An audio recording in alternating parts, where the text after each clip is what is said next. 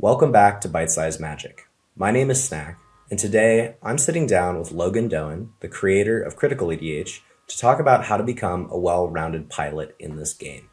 We go over concepts such as learning new deck archetypes, learning from your mistakes, and my favorite part of the conversation is the infinite game of cEDH. Logan is an awesome member in this community, not only in his local scene helping to grow that, but also nationally in the game as a whole. We've had a lot of conversations, and this month we're even partnering with Critical EDH. What this means is that if you're part of our Patreon, and I hope you are because we have some pretty cool features, you get entry into the Critical EDH League for free. This is where I play a ton of my games. There's a lot of top level talent there, as well as just an awesome league membership option where you can be a part of it, gain points, and get points for the top deck season overall. So if you haven't already, make sure to check out our Patreon for a bunch of awesome perks and get free entry to the league this month. Real quick, I want to talk about a few events that we have coming up in the California area. If you are local or you're nearby, we really want you to come to these events. We want to grow the scene as much as we can. And so let me tell you about a few of them that I'm going to be going to in the upcoming weeks. The first one I want to talk about is the Best in the West Platinum 4K. This is going to be an event on February 21st at TC's Rockets in San Diego, California. This is a great opportunity to get platinum points for the top deck circuit, as well as to get a bunch of points for the Best in the West circuit that we have going on here now. We're only a few days away from this, so if you haven't booked your ticket yet, make sure to do so. We can't wait to see you there and get some games in. The next event I want to talk about is the Atrium. This is an event hosted by BFF cEDH, one of my favorite TO groups up in LA. Wayne, who's a part of this channel, is one of the heads of that group, along with Ben. They're just awesome TOs, and they keep putting on better and better events. This is their first Platinum event. It's going to be in LA, March 28th and 29th, in association with Lost Levels Card Shop. So yet another Platinum event, month after month. So pumped to see this happen in the California area. If you're local, if you're nearby, come check this out, come play in this event. I know we have a ton of extra perks included. I'll have all the links down below so you can learn how to register, and I'd love to see you there. Also, make sure to stick around until the end of the video so that you can learn how to win this week's giveaway. All right, let's go in.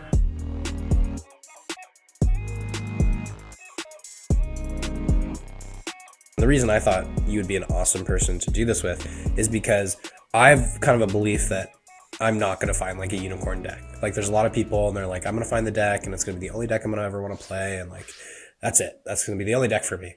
And my perspective is much more around like, I want to become a well-rounded player. I want to be able to play any archetype. And I also want to be able to pick up what I believe is the best deck and pilot it the best, which might mean, you know, right now I think Blue Farm's the best deck, but I'm open to the thought that Kinnan might be a better deck than Farm. And so I want to learn how to play that. I want to learn how to play Control because I think that playing Control will make me play certain parts of the Farm game plan better or playing the Kinnan game plan better. And I see that in you too, where it's like you want to test different archetypes. You're not just locking yourself into one thing. And you're also not just locking yourself into the quote unquote best decks. Like you're willing to experiment with things like Shorkai or Krark and say like, you know, these have merit too, and they are doing things that are different than the status quo. So sure. Yeah. That's kind of the theory. What do you think about that, like as a concept, and maybe like what's your philosophy or your thesis on cEDH and your goals maybe as a player? Are we starting now? Sure. No, it's open-ended conversation. Was that the intro, or do you want to? No, we can. I mean, we can do an intro. I just kind of wanted to hear your thought process, like because I can go full into it if you want me to. Oh, go. Yeah, you go. Well, we can do the intro at the end. I don't care. There are aspects of each deck that I play that I identify with. And I think Commander is a really interesting format because as players, we all get tied up with what the commanders are. And sometimes I'm like, oh man, I'm the Glarb guy. Like I played Glarb and I was the first person to bring it to a big tournament win. And a lot of people see me as like the Glarb father or whatever. And I'm like, at Breach the Bay, it was kind of funny. I sat down, just real quick, I sat down with against two different Glarb pilots. And I was like, oh, sick, you're playing Glarb. That's awesome. Do you know who I am? They're like, no. I was like, cool. Sounds great.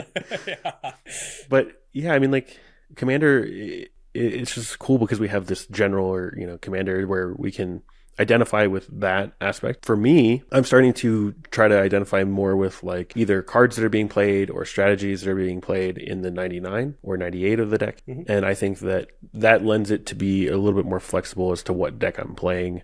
Sure. And I can start to push the boundaries of like, well, I don't really care what the commander is very much as long as it's doing something powerful or broken or whatever, Sure. whatever I want it to do. Mm-hmm. And then I think we were just talking about this and you were asking about like, I want to learn all the best decks, or I just want to learn different decks or different archetypes and stuff like that. Mm-hmm. For me, my goal as a player, I don't want to be the best T and K pilot. I want to be the best player. Me too. And part of being the best player is learning all of the decks. And that means like actually playing them and like trying to put up results on them. Mm-hmm. If I am able to put up a result on it, yeah, I'll try. Like, okay, sure, maybe I can do that. Like I did that with Kinnan, I did with Tivit and Shorkai and Farm this year. But I mean, there's other decks that I play that I'm like, you know, I learned something from this deck, but I will never put up a result with it because it's just like it's either too much or like everything has to align, and you know, I'll never get there, right? Mm-hmm. So you think that ultimate goal, right? The pinnacle is I want to become the best cEDH player. I don't necessarily want to become like the best farm player, the best Kinnan player. And because I want to be the best cEDH player, I want to develop a lot of different archetypes and strategies that I feel comfortable with. I want to learn lessons from those different archetypes and strategies. And I want to take those and basically accumulate my base of knowledge that could be in any deck, whatever deck I think is the best suited to the meta, whatever I feel most comfortable playing, whatever, et cetera, et cetera. That kind of aligns? Yeah. Okay. I think that as like a player personally, I have to put in a lot of effort to learn a deck, and that's not where I want to be as a player. I want my fundamentals to be so good that I could be handed a deck and perform at like a reasonable level. Yeah. I've seen this. This is something I'm envious in like other players of is, good Lord, like Jason was handed Tayam. He's never played the deck. Okay. Yeah. And our local Tayam player, who is the best, like the highest ranked Tayam player in the world, looked at Jason playing Tayam and goes, good God, man, I've never done this on this deck. And Jason's like, I'm pretty sure I have a win, but like, I don't really know because like, he doesn't know the lines, right? But like his fundamentals are at a place where it doesn't matter. Like he's able to pilot the shell or the deck, and he can recognize what the deck is trying to do and do those things. Supernaturally. Yeah. Yeah. And that's where I want to be. Like, I just like, okay, you know, Anthony could hand me Niv Mizzet. I'm like, okay, sure, I'll just play it. It doesn't matter. Yeah. Yeah. So Julian picked up Vivi for the first time ever. Never played the deck before at Cosmic Crown, and he won the event. And he didn't lose a single game. Yep. And literally he had a conversation with Alex Lien, who's the creator of the deck, right before the event. And he said, here's how you win. This is the 5-minute primer. Good luck. Sure. And then he just goes and wins the whole event. And I'm just like, that's exactly what I think you're saying, where it's like he can pick up a deck, have a very like brief understanding of what it's doing, and then pilot it at the highest level. I mean, he's out there doing things. And when we had our interview, Paul, who's the co-brewer of this deck, was like, I don't know how you're seeing these things. Like, you've never played this deck before, and you're making me question the assumptions I've had, even though I've been brewing this for months. And I think that is fundamentals at the end of the day. But getting into depth on that, like, how do you actually improve on fundamentals? Like, what does that mean? How do I get my base level of understanding of this game to be at such a high level that I can pick anything up and I can run with it and perform with it at the highest level? Like, is it just reps, or do you think there's like a learning process that has to evolve, or wisdom? Like, what makes Jason Jason, or Julian Julian? I have no idea what makes Jason. Me neither. I can't answer that. Like, it's funny, we have the same last name, but we're like not cut from the same cloth. We're not related at all. Yeah. Yeah. For me, I can speak from my perspective. I felt like I was in a good spot last year. I was winning events occasionally, especially locally. I was performing at like a top 16 level in many events, but like not converting that into a win. I felt like I was doing powerful things, but maybe I couldn't tell if it was like not that, you know, maybe the deck wasn't performing correctly, or I wasn't playing the right deck at the time. Sure. And I felt pretty uncomfortable with playing certain archetypes, specifically like Turbo, and like Blue Farm was the deck that I was just like, you know, I'll play it eventually, or like I know what the deck does. And then after the Invitational, I did okay. Like I think it was 19th in the Invitational. Yeah. And like I came in at 16th, so like to me, that's kind of where I wanted to be. Like I landed right where I was at. Yeah. Yeah, I mean, some people might say I was 65th, but whatever. Post milk run, yeah. Yeah, that's neither here nor there.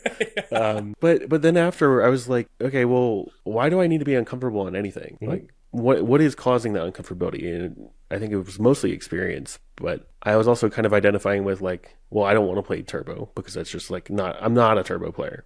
Yeah. I was primarily a mid-range player, but I was like, well, why am I not a turbo player? I have like nothing that's holding me on to mid-range. That's just kind of what I felt comfortable on. Yeah. And then I was like, okay, well, literally what's stopping me? Like, I am stopping me. I need to play other things. I need to play decks that win games. I need to play the best deck in the format. Why am I not doing this? What am I playing this damn format for? Am I playing this for enjoyment of just being competitive? That's fine. That's totally fine. But for me, I had to answer that question.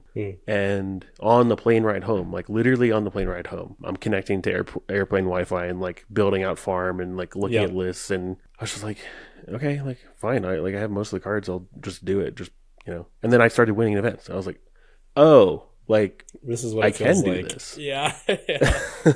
Yeah. I'm holding myself back by, in my case, it was like I'm holding myself back by the deck I was selecting or the card pool or my archetype that I wanted to play. Sure. And now I'm just like, okay, well, I've checked that box off with farm. Then it was on to Kinnan. I was like, okay, well, I don't like playing green. I hate the color. I think it's bad. But Kinnan actually makes pretty decent use of the color. It does. It's pretty good. It's pretty dang good. Green cards in Kinnan. Right? But like it's not TNT's making use of green. Like Kinnan is fundamentally broken. And I'm like, okay, well if Waffle can do it, like why can't I do it? I can do it. Yeah. And played Kinnan, won my first event. I was like, yep, deck's broken. Like and then kept playing the deck and kept winning events, kept performing well. And then from there, it's just been a journey of pushing boundaries and saying like, actually kind of seeking out the things I'm uncomfortable with and trying to explore those and go, okay, well, is that something I can fix? Or is that I'm uncomfortable with it because it's like not good in the meta and that's fine. And like, maybe I don't push as hard into exploring that. Sure. Or is it just like not an archetype I've played before? And then I need to go like, okay, well, here's Azorius Control. I'm playing short guy. Deal with it, Yeah. So there's kind of this level of comfort that I think translates into skill sets, right? Like if we're at a base level of skill, that means that most of the things that we can do in that skill level are comfortable. So if I go and pick up a deck, I can feel comfortable on it because I've played decks like that before. I don't know if Jason's played Tayam necessarily ever before. Probably not.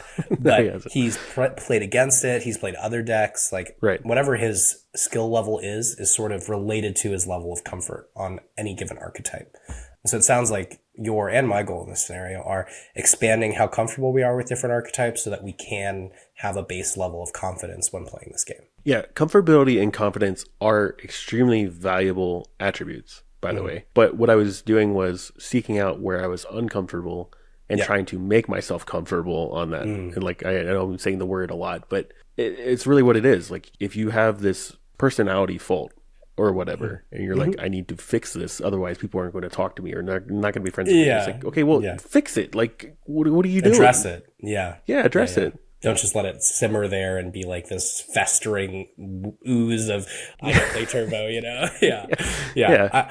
I had a very similar thought process, and I did it in a really bad way, which is I brought a Tolly to Breach the Bay after never playing it in a tournament. That's not, I think, if you really want to throw yourself in the deep end, you go for it. And people will say like, oh, a Tolly's easy, blah, blah. But there were scenarios where I was like, oh, I'm uncomfortable in these play patterns where I'm not sure how to navigate. I've never been in this situation before, and so it's like, I didn't have that base level of confidence that meant that I could just pick up a Tolly and go and win an event, like. What was your process of like selecting the deck and deciding to do that? Good question. It was totally vibes based. I was like, okay, I one of my buddies, Albert, who works with me on Bite Size, was like, he was playing Kinnan, I think, for fun last week, and he's like, I might just bring Kinnan, fuck it, like I'll do it. And he's like, if I bring Kinnan, will you bring a Tolly? And I was like, why not? Sure. Like, we can do that. We can do a little, I've never played this, you've never played that. Let's see who does better. He did better than me, by the way. But it was a total just like fuck it, let's see what happens. Part of the deck, the reason I didn't like it was I was doing what Atali's supposed to do. I had those turn 2 Atalis, I navigated those well, and then I have just terrible flips. Like multiple games, really bad flips. I had one game that I 100% punted, and it was on me. Like, it was my fault that I didn't win that game. Right. But for the majority of my games, it did feel like I was not able to do anything because the deck's RNG was bad. On another note, what I did like about Atali is it changed how I had to politic. And that was the biggest takeaway I had from the deck, which is if I don't have counter spells, how do I politic something like an Atali to resolve? And in my opinion, you kind of have to bring out what I like to call terrorism politics, which is I am going to nuke your whole board or you're letting my Atali resolve. And we can both die or, and I'm just not used to playing that way and politicking that way. Yeah, you're too friendly of a guy for that. I'm too nice. I'm way too nice. Yeah. But I brought out my demon arc, I would say, on Atali. And I don't know if I'll do that again. But the whole point of this was to say, like, if you're doing what Logan's talking about, which is, I'm not comfortable in this area, and why is that? Like, let's investigate it. Let's try it in a tournament. You can do it the way Logan does it, which is investigating decks, trying new things, or you can just jump into the deep end and bring a deck you've never played before to a platinum level event and say fuck it. Real quick, I want to shout out our sponsor for today's video, Dootloot. Dootloot is a cEDH vendor specializing in non-English foils, signed and altered cards, reserved list, judge promos, and secret layers to set your deck apart from the rest. He carries cards for every budget, even starting as low as $5. The Dootloot Discord is a simple, no-nonsense feed of cards updated weekly. He even does monthly giveaways and free tokens with every order. In addition, we do giveaways from Doot on our channel once a month, so make sure to catch those videos where we're giving away his exciting foreign cards. Keep up to date with new arrivals on Instagram at DootlootIG and join over 5,000 other members at discord.gg/Dootloot. This is the best place for cEDH playing, and it's the place where you want to buy your foreign cards. Without further ado, keep enjoying the video. I do want to make a distinction. I was talking a lot about winning and how like I was having success on these decks that I was trying. Yeah. Please note that like for me, winning is a byproduct. It is not the express goal. Yeah. My goal is to learn something. And I think for you, like even though you didn't win on Atali, you learned something. You learned something about yourself. You're like, I don't like to politic like that. Yeah. But also you're kind of like flexing that muscle you didn't know was there. Like, well, maybe I can politic like this. Yeah. And like, yeah, sometimes like winning is the result, and that's fine. But that's not like my takeaway from exploring those decks. Yeah. Is that I just like won the events. I'm totally with you. That's exactly how like my tournament wins, my success feel great, but they're not like. It's kind of like there's the story of like people that Olympians who go for gold. You know, they have gold in their rooms. It's a lot of visualization of gold. And then once they get the gold medal, they're like, well, I reached the goal. So now what do I do? You know, and you kind of come up to the end point of your goal and you realize I've already completed it. I don't have anywhere to go from here. Yeah. And I think of cEDH a little bit more like I'm here to play this game forever. Like I want to play this game until I'm in a retirement home, you know, probably, who knows? But the goal is not, I need to win, you know, one tournament, or I need to be at the top of the leaderboard, or I need to win the invitational. Like those are byproducts of me doing the greater goal, which is play this game for as long as I can, enjoy myself, have positive experience with other people, keep playing the game. It's like the infinite game, if you've heard of that term before. Oh, for sure. Yeah, I was actually talking to someone that I was explaining to them the format and like why I play it. They have never played a game of Magic in their life, and they're extremely successful. They're a CEO of a pretty large, well, actually a series of different startups. So like that's what they are. They're a career CEO. Yeah. But they were talking to me about like my success in the game and like why I keep coming back to it. And like, yeah, the infinite game is I want to keep playing. Like it keeps dragging me back in. But I think we all have this unrealistic goal one way or another of like, I just like win everything. You know, I'll do what Julian did at Cosmic Crown and I'll win every single game. Yeah. And then I'll win the top. And then I'll, you know what, next tournament, I'll do that too. Yep. And it's never going to happen. But like if it does, that's like, that is the goal. Right. But can you imagine how boring it would be if that actually happened? Where it's like, I just win everything. Like, I'm just the best. I'm never able to be beaten. You don't think if you won every game, you would not be bored? I'd be like, what's the point of this? You know, I there's don't no know. I mean, like challenge. some of the wins I have are some of the most interesting games that I've played. Totally agree. Winning. Yeah. I'm not saying winning a single game. I'm like, if you actually do reach that goal of like complete and total mastery, and you're like, I'm the best ever, and I'm winning every single game and every single tournament. That's how Tremnek, I imagine, feels. Because every time I see a European event, he's always winning. But It's hard to say because I've never been the best at anything. So Sure. like I the fact that I'm good at this game, Mhm. it's giving me that feeling of like, okay, I used to play competitive first person shooters. Like I used to play competitive Counter-Strike and Yeah. like our team was too. pretty good. They weren't like the best, but like we would win events and stuff. Mhm. And I miss that competitive aspect and like the feeling of winning and stuff like that. Yeah. But yeah, I've never been like the best at anything. I've been good at lots of things, but the fact that I'm like seeing success and I'm like, okay, well, It's great. now I just like I'm just hungrier for it. Yeah. I want it more, you know. Yeah. Well, I to don't be know. fair, very few people are the best at anything. And even if they are the Correct. best, rarely are they the best for any extended period of time. Like that's just Exactly. the nature of everything. Is you will be at one point in your life, you'll be like, you know, like in MMA, Conor McGregor was like the best, Sure. and then he got He had a destroyed legendary run. by Khabib. Yeah, and it's like, well, it's no longer the best, you know. But And then he threw a chair through a bus, like, you know, like a bus window. Like, just what happens to you at the top. yeah. Right. But I think that's actually a really interesting conversation to have, which is how do you, you know, deal with losing when you do feel like you are quite good at a game? And I mean, being a good loser and accepting a loss and not seeing it as just like I should win. You know, you shouldn't just expect yourself to win everything. Kind of how that expectation and reality sometimes meet, and you come out of events and you're like, wow, I bombed out of this event, you know, and that's okay. And it's like, I might be a good player, but I don't want to let expectation ruin my experience. I want to be meeting everything as if it's, you know, this is just where I'm at. I'm going to win or lose this game. I'm not expecting to win the whole game and win the tournament, et cetera, et cetera. I don't know if that's kind of a confusingly worded question. No, absolutely. It's an interesting concept. It's you have to start with the right perspective. And for me, the perspective is I don't expect to win anything. Mm-hmm. I'm trying my hardest and my damnedest to win, right? But I don't expect the win. If I get there, fantastic. If I don't, okay, how did I screw up? Or what did I do wrong? Did I read the meta wrong? Did I mulligan incorrectly?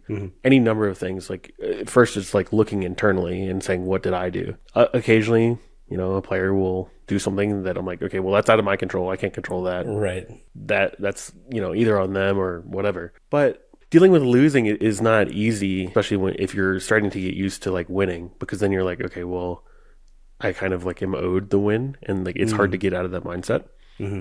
I think you can start by like trying to learn something every game, even in the losses. Like that's probably where you're learning the most.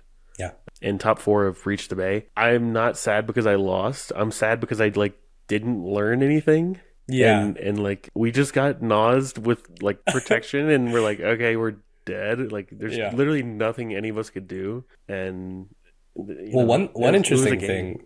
So just for context, in this game, the Tim Nadarga player who ended up winning the event had an end step Nas, right? And they were chatting with you, and they were like, show me a piece of interaction. I won't cast this Nas.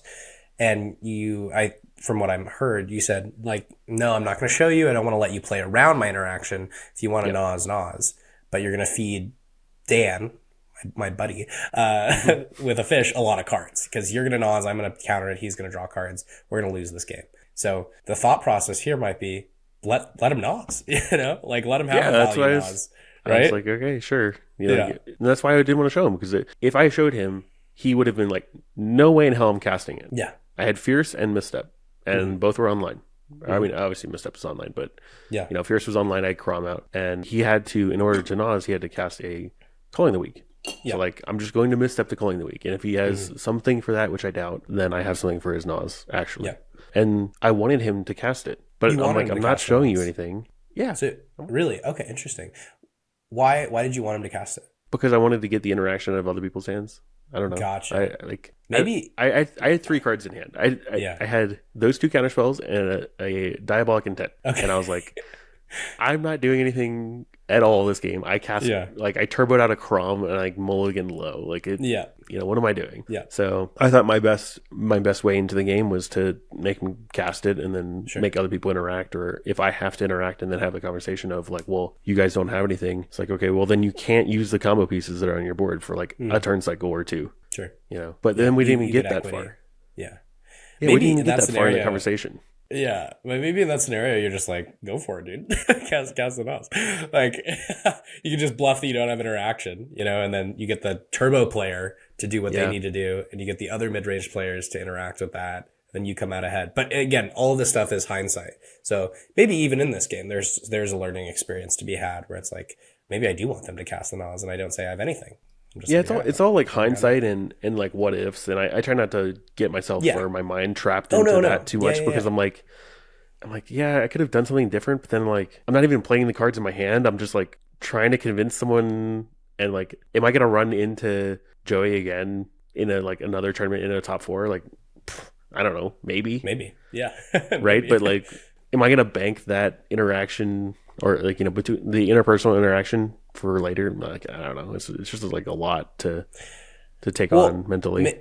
Maybe not so much as I should have, but that could be a learning moment, right? Where it's like, okay, if I'm in this scenario again, right, and it's like the odds of someone just top decking exactly a silence effect on a creature, exactly, voice of victory, exactly, not the highest, but it just brings up an interesting learning moment, which again all ties back into like, who do we want to be as players? How do we get better at this game? The first aspect we talked about, just so that I'm not like, we're not going all over the place, but the first aspect is like, play different decks so that you have the ability to try different archetypes and feel comfortable with anything. And I think that makes whatever your main deck is a little bit better, because you get to look at it from a different lens, and you're like, oh, when I played like Tim Nadargo, I got to look at Blue Farm differently, and I might add some cards in because of that, or I might play differently because of that. And I think the second aspect of like becoming a well-rounded cEDH player is looking at, as you start to grow and develop and get better, kind of balancing the expectation of winning with the confidence of your skill level and how much you want to have both of those, which is, again, just a really hard thing to do. Like, that's, in my opinion, like a hard psychological thing to get past, which is, I feel like I should be winning because I know I'm good, but I'm not going to win every game. And my odds are usually at base level 25% of winning a game. And as you get better, I think those odds get better, but they're never going to be, like we talked about, you're never going to have that 90% odds of winning, you know, because we have 4 players, you know, and because people are going to make decisions that screw you. For sure. I think on the not winning aspect, I think that if I'm focusing more on the long game of, you know, we talked about the infinite game. Yeah. There's levels as a cEDH player. As you grow, you go from, I'd like to just mulligan correctly. Yeah. And if I can get there and do that, that's like, okay, great. And then the next level is, I'd like to win a game. Yeah. And then once you're like, okay, I've won a game, like, okay, well, if I go to a tournament, I'd like to win like a tournament game. Yeah. And then after that, it's like, okay, I'd like to top 16 a tournament. Then it's, I'd like to win a tournament. Then it's, I'd like to make the invitational. Then I'd like to make top 16 in the invitation. You know, like there's all these like different levels as you go through. But even if we just take Breach the Bay, for example, you and I had different experiences at that tournament. For me, I was just trying to reset down to the baseline of, okay, I showed up to the tournament. Excellent. It's a good start. I'm here on time. I'm not like super tired. I had some breakfast or whatever. You know, I'm having a good time meeting with some friends that I haven't seen in a while. Baseline's good, right? Okay. Sit down for the first game. Okay, I mulliganed well. Excellent. Like I've reset my baseline, my expectations every time I go to a tournament. And once I got that first win under my belt, I was like, okay, I can win at this tournament. It is proven. I have gotten there, right?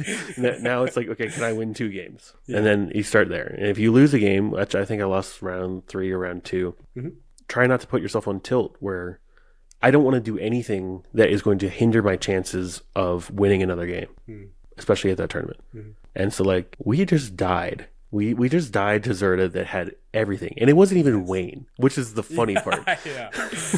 It was another Zerda. And I was like, we literally had all the interaction. We had all the answers. Zerda had like a Tibble's Trickery for one of the counter spells, and then off the Tibble's Trickery flip, they flipped Force of Will, and guess what? Zerda had an answer for that too. That's crazy. So like, we're just dead, right? Yeah, but like, yeah. I'm not going to let that game tilt me and prevent me from winning another game in that tournament. Mm-hmm. And if that win doesn't come together or whatever, that's fine. But I don't want to ruin my chances. I don't want to like anything that's under my control as a player. I'm going to try to control the best I can. Yep. And if it doesn't come together and you know the wins aren't in my favor, or you know I don't have the wind at my back, and Yeah. you know all that kind of stuff. Mm-hmm. Okay, fine. Because it wasn't my tournament. Yeah. Agreed. Yeah. I think that's kind of the crux of what I'm saying here is we need to separate our expectations, which is out of our control, right? Yeah. Winning a game of Magic is completely out of your control. The things that you can put in your control are your inputs into that game. Like you said, did I mulligan correctly? Did I assess the pod, right? Did I interact when I should have interacted? Did I politic how the best I could have? So you have all these sources of input that go into a game. And then the more positive and the correct decisions you make on those inputs, the higher likelihood that the outcome of the game is going to go to you, which is a win. Yeah. And so I think it's a really cool thing to kind of balance of anything I do in this game is completely under my control. Anything that other people do is pretty much out of my control. I can talk to them and politic about it, but I don't really have control over what other people are doing. And then the outcome of the game is also out of my control. And so if I can just zero in on these inputs that I am putting into the game, I have the best odds of having positive outcomes. Yeah, you want to avoid garbage in, garbage out. Because if you bring garbage on all of your inputs, that's all you're going to get. You can't polish a turd, right? Like it's still a turd. So if you start at a good baseline with all of these things, and like I said, if it just doesn't go your way, that's not necessarily your fault. I think that's like the variance that I like to see is like, okay, sometimes, you know, random things happen out of my control, and you know what, that is what it is. But I don't want the variance of, okay, well, I brought, what's a terrible deck? Like what's a really, okay, I brought Hashaton, and I brought the Leveler Thoracle Hashaton. My entire game plan is to Leveler Thoracle myself. Like I don't want to bring that and go, okay, well, you know what, like I really practiced on the deck, I think I can really do stuff, but like after the event I'm like, what the hell was I doing? Like you know, I don't want that experience. I try to avoid that. Yeah. Limit the amount of negative variance that you can incur by being comfortable with the deck you're bringing, believing in the deck's power, being somewhat aware of the meta you're existing in. That's one thing. You know what's crazy is at Breach the Bay, I saw so much Roxai. I was like, I bet Roxai is more popular than Farm at this tournament. And it was. There was way more Roxai entries than Farm entries. And I was like, welcome to fucking Northern California. Yeah, but did any of the Roxais like actually perform well? I know a lot of Roxai players did not do well. Well, in terms of conversion rate, let's pull up tournaments. We'll go to here, Breach the Bay, and then metagame breakdown. All right. So yeah, highest number of entries. Blue Farm had 16, Roxai had 20, and a 15% conversion rate. So three top cutted. And then no top four. No top four. No top four conversion. No. Kinnan, though. What a tournament for Kinnan. Like, look at that. 30% conversion as well. 2 top fours. Yep. Right. Wow. Yeah, that's wild. Yeah, it was definitely an interesting tournament meta. But yeah. Not to get stuck on that too long. Yeah, but I just that's interesting. I think it's really important to kind of be a generalist and be flexible in cEDH. And part of that is like, I think you and I were both farm pilots, but like the deck is excellent and also probably the most flexible deck in the format. So insanely flexible. Yeah. I feel comfortable. That's why it's like, I like to say I have no bad matchups. And it's because I get to play in every environment where it's like, oh, I just had a turn 2 Nas. Like, you know, cool. Or I have a turn 2 Reverse Thoracle and that works sometimes. Or I can grind in these mid-range games super, super well. But I agree that being a generalist can often net you more. But then we see these people that are like specialists, like deck specialists, doing really, really well in these events. And I wonder, I mean, even the decks you're playing, like Glarb is not necessarily a deck that's like, I'm doing something really well. It's like, I'm playing a great mid-range game. I'm closing out with a Thoracle. Farm, somewhat the same. Do you have any decks or do you believe in these specialty decks? Like, are there any specialty decks that you've picked up? And when I say specialty decks, I'm thinking like Magda, Arkham Dags, and Sisay. Like, it's very short guy. It's Short guy? 100%. Yeah, the deck is insane. It's incredibly hard to pilot at its peak. It has a very, very high floor, which is really nice because I think I could hand it to most people and they'd be like, oh, like I'm doing powerful things. Yeah. But Draw when you're cards. doing those like little kind of like optimizations and play patterns and stuff like that, the deck is very complicated because you're relying a lot on politics and you're relying a lot on assessment of where the board's at, and it's a very heads up deck. So when I say that, I mean like, yeah, you have your cards in your hand, but you're really not looking at your hand. You're looking at your opponents over top of your hand. Yeah. You know, Like, what are you doing? Yeah, because you're not doing anything ever. Yeah. You know, it's Until you're winning. Yeah. We thought Tivit had a slow game plan. Oh my god. It's like, you know, Yeah. Yeah. but I think specialty decks are important, and you can learn a lot of different things from these specialty decks or archetypes.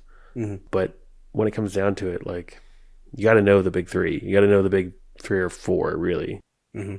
You mean decks? Big 3 or 4 decks? Like how they operate? Yeah. Yeah.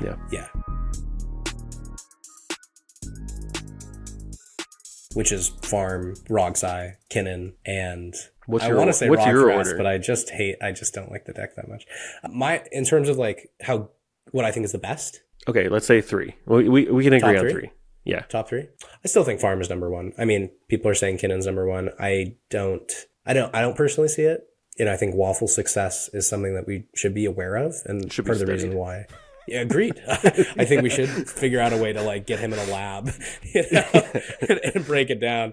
Is there actually a person there, or is it just the machine known as Is Waffle? it just an AI model? Yeah. I do Waffle think GPT is true, dude. it is real. It's real. Yeah, I've gone on the record a couple times. I think Waffle is probably the best player in the world who I've played against. Like who I'm just like, I think, and there's a lot of things that go into being the best, you know, but for me, it's like, is he consistently performing at the highest level? And yes, he absolutely is. But yeah, it's Blue Farm and then Kinnan. And then I don't know if I could really say number 3 with confidence. And again, this is because my meta doesn't it reflect everything. I don't get to see the best pilots in the meta everywhere I go. I get to see what I'm playing. So I probably would say Rogsai, but that's not with a huge level of confidence. It's just because I believe the deck is really strong. And I remember how strong it was post bans. And I think if more people were to pick it up, it would do even better, which is just the Rogsai effect. But yeah, it's Farm, Kinnan, Rogsai for me. Yeah, I think. What about you? I agree with you on that almost entirely. Like, Farm and Kinnan are extremely close. Yeah. The reason that Kinnan is even so close is that it's almost like an anti-farm deck. It's just better at mid-range than Farm is, and Farm has a very, very hard time playing into that much mana and that much interaction from an equally broken deck. So I hate to see a Kinnan coming. Like anytime I'm sitting down with Farm, it's so irritating. That's why I play Mayhem Double.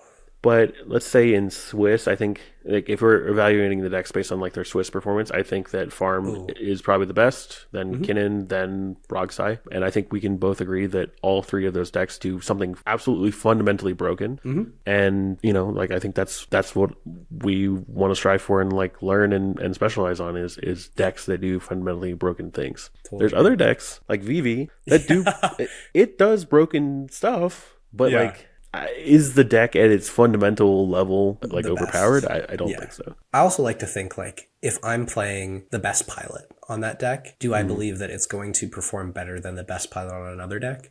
And then if I'm in Swiss versus in top 16, I think you can make arguments that like a deck is better because Rogsai in a top 16 pod, I'm just not that scared of. I just know that I'm going to, and again, that changes based on the pod composition.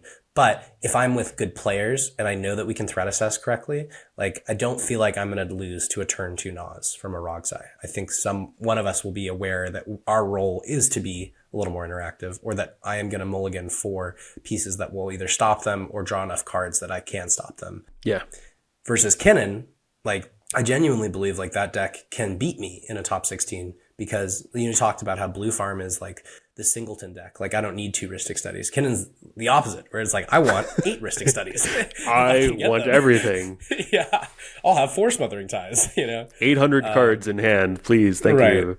Yeah, it's a wild deck. But no, I think that having power both in Swiss and top 16 is really important. And then to me, top 4, is not always totally skill based. I think that there's so much variance in Magic that, and part of the reason I really like these top 4 interviews is like, I'm not sure if you watched the Royal Rumble, but I think Varix had an opportunity to win that he messed up.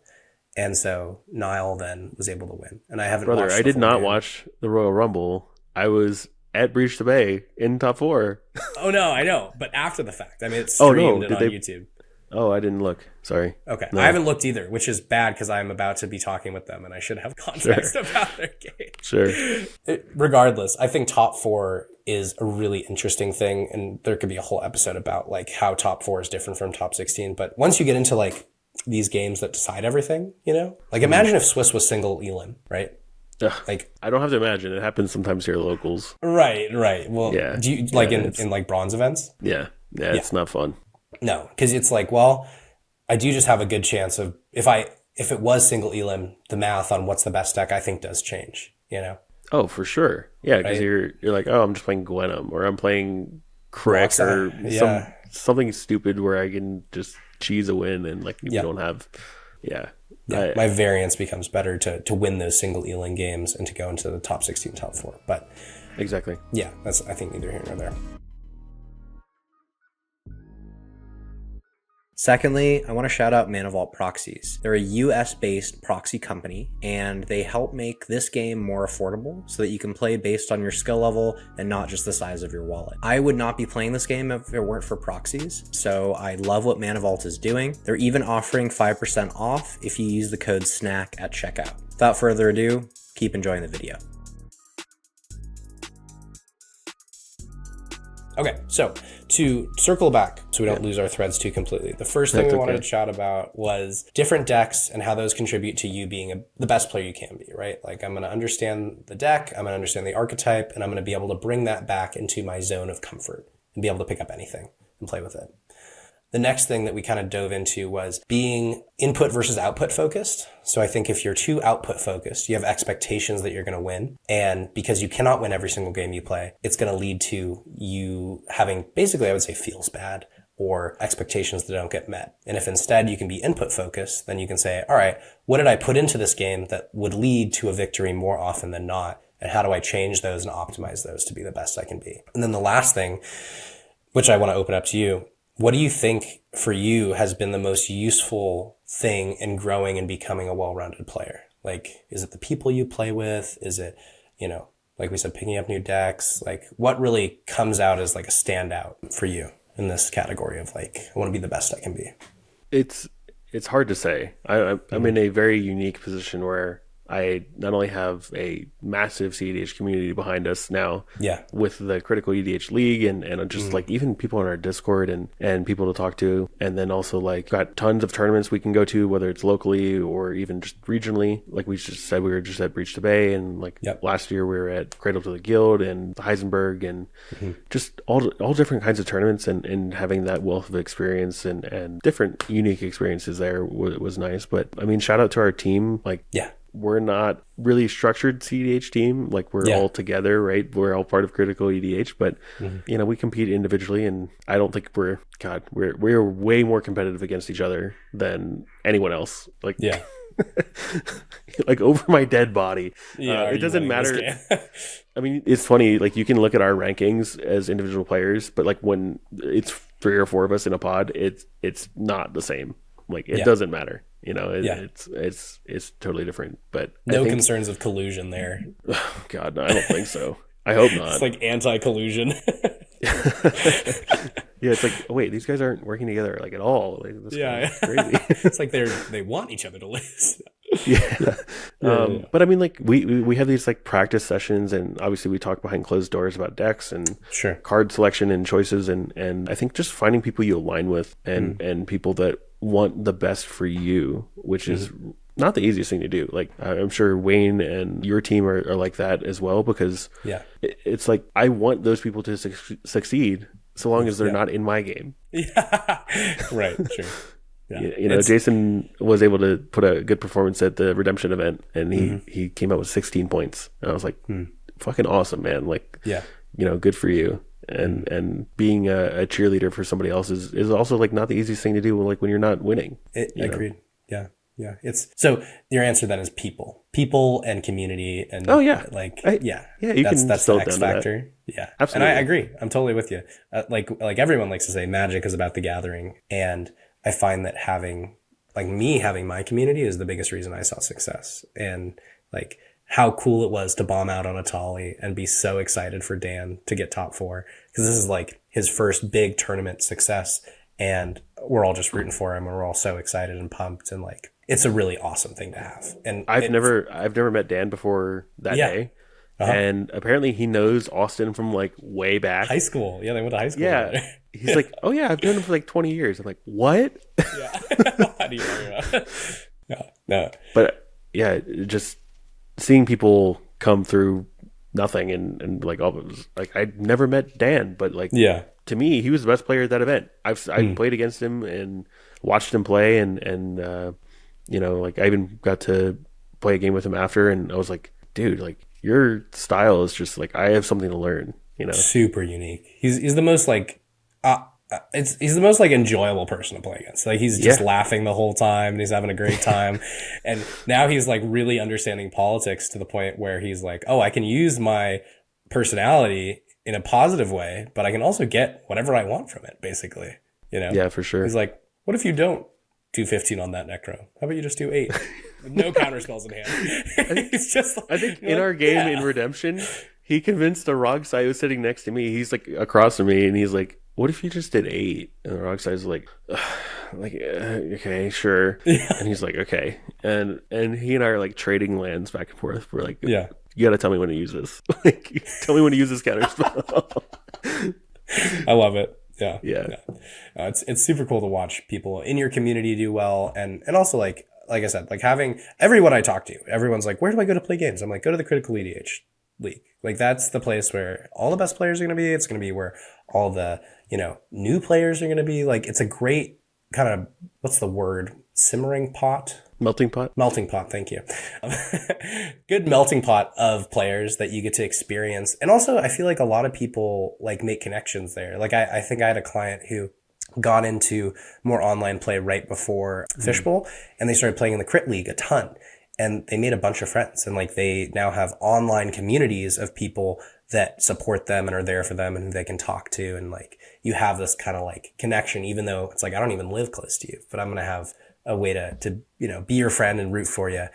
I've been asking Top Deck for a way that I can see who's in the Crit League when I go to an event, because I just I just have a suspicion that I'm like, it's going to be like 50 people that are in the league for, Breach of the Bay or whatever event that we're going to. Totally. And then like hearing people are firing in-person league games Crit because league they're like, oh, well, I still want to like, compete and like have something at stake. And like, it kind of gives me that tournament feel. Yeah. I think as cEDH players, we just want something at stake at all times. Like there has to be something. Otherwise we're just like messing around and goofing off. Yeah. Well, I think it does. I mean, my tournament games versus my non-tournament games. And this is another thing. Like, I think playing in tournament is a big reason or big way to have more fun at this game. Like people will play casual cEDH and then they'll go to a tournament setting and they're like, whoa, this is totally different. I love this. Like this experience is what I've been looking for from this game. And I didn't even know it. And I would be curious. I look forward to the adrenaline dump. Like I want it. Yeah. I would be curious to see what it would be like if EDH players were to try cEDH tournaments or try EDH tournaments, like bracket level 3 tournaments. Like, I wonder if they would really enjoy them or if they wouldn't. I think in order to be truly competitive, you really should be just playing the highest card quality available to the format. Sure. And there's too many ways to cheese like a lower bracket tournament, I think. And we even saw that, like someone just won with like a Rog Thras deck. They're like, yeah, there's no Rhystic Study. There's no like, my game changers are Cradle and that's it. Yep. And all these random ass creatures. Okay. Yeah. But I do want to actually quickly touch on, like you mentioned, like the gathering and the people, or like what makes this kind of whole thing work. Yes. And I've been trying to put my finger on why I like cEDH so much. I grew up playing Magic, and I was like, I don't know, I was like in middle school. I played in Mirrodin and Kamigawa, like the OG ones. Sure. Loved it. Like played a ton of draft and played some sealed and stuff like that. But it's not easy to meet people when you're just like 1v1ing them. No. It's not conducive to like making friends. Like you meet people that you're like, okay, well, we have the same interests, sure, but like, okay, I can sit down and 1v1 you. Like that's fine. You're not like, what are you talking about? Like, you're not talking about anything. There's nothing. There's no. There's no talking in the game. It's like, oh dang, you beat me. Yeah. Maybe you should play this card instead. It's like, okay, sure. Yeah. But then like, I think this is what people in 60 card formats, and we see this on Twitter all the time, and like I have some interesting takes on Twitter, but I do. Some rage bait takes, some would say. That's Colin's job. That's Colin's job. It is. But I just think that they don't understand that we're so community focused. We're just so interested in what other people are doing, how these games play out. We want to play games with other people. We want these social interactions. We want these tough social situations sometimes. We want to push the boundaries of what we can do with our words and even the cards we play, and then obviously the decks and stuff like that too. But regular 60 card Magic just like doesn't have the opportunity for those things. It's a whole other dimension that you encounter when you play cEDH, and it's part of what fucks the game up. Like part of the reason we have so many problems is because you can't really rule like someone lied to me, or I got angle shot, and it's like, well, tough. Like that's just how it goes, and also part of skill levels, like, the top player skill levels, I believe comes from political prowess. And if you can talk your way through a tournament game, you might be a worse player. Like I'm definitely much worse than Sam Black when it comes to my mechanical Magic skill, fundamentals. Way worse. He would destroy me 99 games, 100 games out of 100 games. But if you look at the leaderboard, you're right there with him. Right. So it's like my political skill is a huge part of the capital I get to bring to the game. And even though it breaks some aspects of it, and there's, things that come out of it, which, 60 card players are like, well, this isn't a real format. It's like, what does a real format even mean? Does a real format mean that there's no problems ever and there's no drama? Because if so, I don't think there's any real formats. I want to play my fake ass format then. And it makes me think that having such deep nuance and so many possibilities that can come out of a game is, and I agree with you, what makes it so much fun. It makes it special. Fixed. It's not solved. Yeah. It does make it special. I think you and I are cut from the same cloth in a lot of ways, in that I think we're both cEDH players first and Magic players second. Yeah. Big time. Like, we're here for the love of the game, and if the game changes or goes away, then like Magic is fine. Like, it will still exist, right? But like, it's might as well be dead to me, at least from my perspective. I don't think if cEDH disappeared right now, if I would go play Legacy, I don't know if I would just make the jump. I don't think it would make sense. No, and it's hard to impart these feelings to other people because they just like, they start from a different perspective. Yeah. And then you kind of, that mindset shift has to take place almost naturally. Yeah, you can't force it on someone. You can't force it on someone. And if they're not ready for it, they're not ready for it. Or if it doesn't like align with their personality, then that's okay. It is what it is. Yeah. Yeah. I've just came to the conclusion that I am not going to argue with anyone on Twitter. I think that it's a waste of my time and it's a waste of their time. You're missing out on a lot of fun. I'm just like, I'll lurk in the shadows and watch everyone, have a pissing contest. But I think the big problem with it is they're never going to understand if they don't try. And if they're not going to try, there's nothing I can say that's going to convince them. Yeah. That's okay, right? I'm going to let them come to that conclusion on their own after they try it. I had this whole thing with Birkenstocks. I thought Birkenstocks were the dumbest things in the world. Do you know what Birkenstocks are? Yeah, of course. Okay. Yeah. So I grew up in Oregon. Everyone had Birkenstocks. I was like, why would I spend $100 on sandals that you can't get wet? Stupid concept. And no one could convince me that they were, things that I would try. Sure. And then I went, I don't know what the first time was, but I think I maybe went to a store, I tried them on, and I was like, damn. These are fucking kind of sick. I think I'm getting Birkenstocks. So, anyway. Yeah, I just to reiterate, like, even when I'm trying to explain cEDH to someone, I'm like, okay, yes, we use the Magic core systems. But if you think of this as a format in which is like, oh, this is a vintage offshoot, or it's a legacy offshoot, or, I've seen those cards in there, or you think because you're the best standard player, you can just translate that skill into this. Mm-hmm. It's not going to work out for you. Agreed. You might as well not compare the two things at all. We might as well be playing a different game. Yeah. Because we essentially are. Yeah, I completely agree. One thing that I'm very excited to be doing is I'm going to try and get my mom into cEDH because she is a psychotherapist and I think she would literally just destroy. I think she'd be so good at this game. So she watched, I think we just did like a beginner video for CEDH. Like if you were just to get into Magic, what would it be like? Yeah. And she was like, I didn't really understand what's going on, but I really want to try now, you know? And I'm like, that's all I could ask for, is that someone would say, you know, I'm still super lost. All the words you're saying mean nothing, but the community, that's what she was drawn to. She was like, having community sounds awesome. Like having a community of people that you can rely on and they can talk to and be friends with, like that is why I'm interested in the game. And I think that's the only thing you really need to impart to people when you say, what is cEDH? And you're like, it's an awesome community and the game is really fun. Yeah. And then we can develop as players and work on skills that are unique to this format where you don't get to flex those skills in other formats. Totally. And play interesting decks. You can always be a better, more well-rounded player. Yeah. There's so many things that you're like, you know, the sky's the limit. There's no end in sight, and that's great.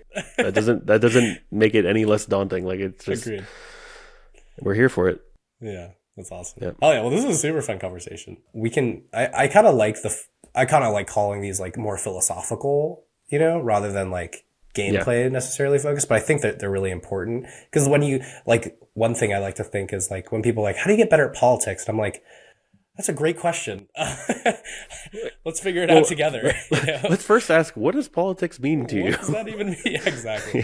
So I think that aspect of cEDH, sort of this very hard to define, like the X factor that nebulous. Brings both of us into the game. Yeah, nebulous, right? That's the hard part to define, but also the best part about it. And so that's where all the fun is for me in this kind of game. Absolutely, me too. Heck yeah. Okay, well, thank you, Logan. Really appreciate you spending so much time with me. Thank you, dude. And yeah, I'm pumped. Hey, we'll have to do a video where I convince you to play Shortkai. You already have the sick altars. Wait, no, really? I played it. Yeah, I played it. I had a ton of fun. Yeah, I mean, did you like it? I loved it. The only downside was, well, the one thing I'll say, I was blown away how often I got an unwinding clock to resolve. Blown away. I was like, the fact that no one is countering this is crazy. I was like, it's just an unwinding clock. And they're like, oh, okay, that's fine. I was like, yeah, sure. Great. You know? Broken card. But also, I can only win. There's only one way to win, technically, which is Hullbreaker Horror. And I guess you can do Kit and Teferi stuff too. But that's not at instant speed. That's at sorcery speed, right? And you want to win at instant speed in this kind of deck, in my opinion. So that was the only thing where I was like, I would like maybe one other way to win the game. If I can't get it doesn't exist. It's like it's impossible. You could do really bad banishing deck stuff, but like it's bad. Yeah, or Isa Rev. That's really bad. That's really bad. Oh no, I agree. I think it's horrible. Like I'm right there with you. I think it's terrible. Just real quick, did you know that Anthony played it at Redemption? Oh, he did? Yeah, I said, dude, you should play this, and he's like, hold on, and he like handed Rowan off to Brian. Yeah. Yeah, and he's like, all right, he's like, I'm in, and he went 103 on it. Like he did really well, and he's never played Azorius. Mm-hmm. But it makes total sense. Like that's. Actually, I do want to try Niv Mizzet. That's a deck on my radar that I'm really interested in playing. Yeah. Maybe we should do another episode where we talk about decks that we want to play and like why we're interested in playing them. Because I have a whole list of decks I want to play. I don't. I have 0 on my list right now. Really? I'll send you a screenshot of my list. All right. There's sounds a good. lot of things on there. But okay. All right, I'll let you go. Thanks, Logan. I appreciate it. Have a good rest of your day. Yeah, anytime. Huge thanks to Logan for joining me on this week's episode.